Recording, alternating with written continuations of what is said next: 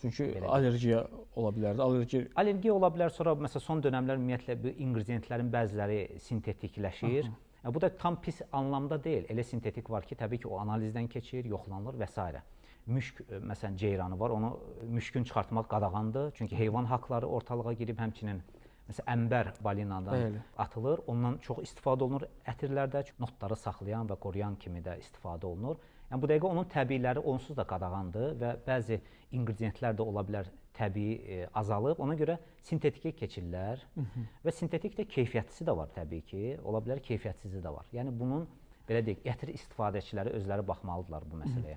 Azad bəy, deməli bir 30 milli qablaşmalı ətir bir götürsək, onun çox belə deyim, ətirçilər 50%-ni ətir yağı, 50%-ni isə parfum suyu əlavə edir. Bu düzgündür. Yəni miqdar nə qədər olmalıdır təxmini? Maksimal doza yağın konsentrasiyası 40%-dir. 40%-dir.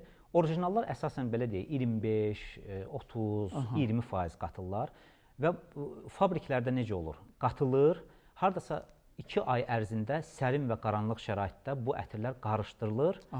Optimal ətirin saxlama temperaturu müsbət 16 dərəcədir.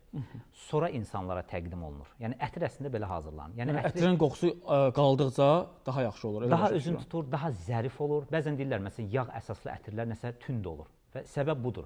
Çünki yağ əsaslı ətirləri gərək saxlamaq lazımdır. Ən azı bir 3 həftə, 4 həftə, 1 ay ki, o zərifliyini saxlasın və normal ətirin belə deyək, təqdimatı elə olmalıdır. Yəni ətiri dərhal parfüm suyu ilə qarışdırıb vermək təqdim etmək düzgün deyil. O qədər də düzgün deyil, bəli. Bir də ətir işlə məşğul olan şəxslər hansı müddətə bu işin incəliklərini öyrənə bilərlər, müraciət edirlər. O deyirsiniz, biraz əvvəl dediniz ki, ən az adları bilməlidirlər. Mən ətir işlə məşğul olmaq istəyirəm və bir mağaza açıram. Bu işdən anlayışım yoxdur. Hansı müddətə onu öyrətmək olurmu onu, yoxsa?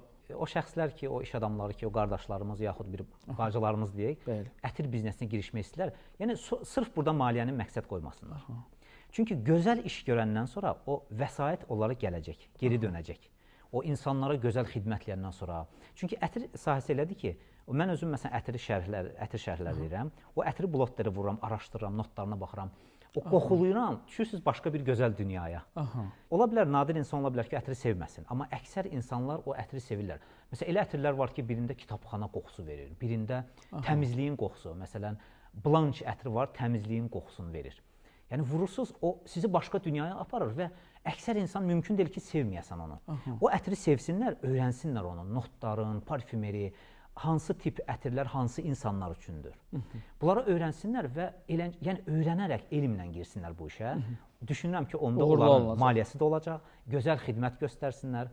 Məsələn, əməkdaşları, satıcıları gülər üzlə qarşılaşsınlar, işin bilən insanlar olsun, əhli olsun. Yəni, müştəri içəri girəndə onlara yüksək səviyyədə bir qabağına çay qoysunlar, blotteri də vurub təqdim etsinlər o ətləri. Müştəri ətri almasa belə o önəmli faktordur. Bəli, o bir müddət sonra ola bilər 5 aydan, 6 aydan o iş sahibi böyük ehtimal uğur qazanacaq. Təbii ki, burada indi başqa sahələr də var. SMM xidmətlərində mütəxəssis götürsün, ola bilər buxalteriya məsələləri var. Yəni, hər işçini mütəxəssis götürsə, yəni məqsəd sırf pul qazanmaq olmasa, yəni, təbii ki, pul olmalıdır. Sonunda gəlir yenə də. Gəlir, gələcək, amma əsas o keyfiyyətli iş görsün. Düşünsün ki, mən 100 il, 200 il bu işi görəcəm. Qısa müddətdə olmasın.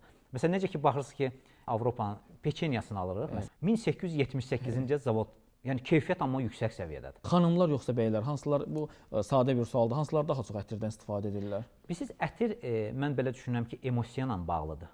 Xanımlar daha çox emosional deyə və xanımlar daha çox ətr alır və həqiqətən də məsələn bizdə 800 üzəri xanım ətridir. Ay maşallah. Yəni bu göstərir ki, dünya bazarında xanımlar ətri daha çox istifadə edir.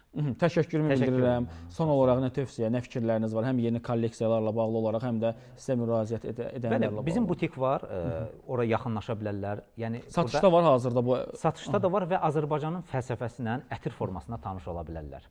Neçə millidir?